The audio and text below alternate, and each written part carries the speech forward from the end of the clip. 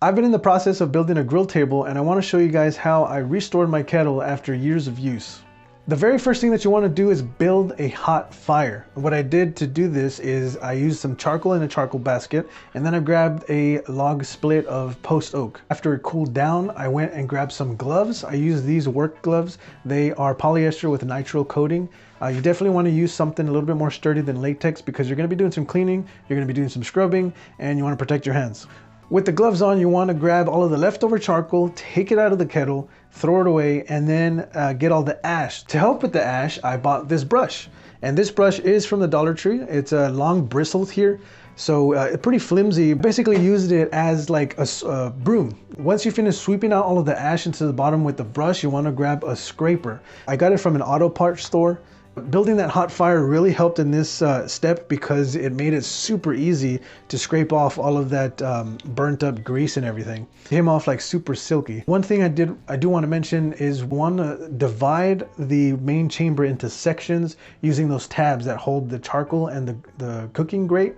Once you finish scraping each section of the inside of the main chamber, you'll want to find your dog, give him a quick little boop, and then get yourself a spray bottle. I filled this up with about half to 3/4 full of just water, and then I squeezed in some Dawn dish soap. Spray the inside and the outside of the main chamber, get it nice and soaked with that soapy water. You want to see bubbles everywhere. After you soak up the inside of the chamber, you'll want to go to the lid and start scraping. Now, a lot of people think that the inside of the Weber Kettle is paint flaking off. Sometimes it falls off into the food. Really, it's not paint. It's just a buildup of like carbon and like creosote or something. So you don't have to really worry about that. Once you finish scraping off all of that flakiness on the inside of the lid, you'll want to just kind of brush that into a trash can. Go back to the main chamber, but soak that again. And then you want to grab some steel wool. This is also from the dollar store. You want to make sure that you get real fine steel wool. Spray it with the soapy water.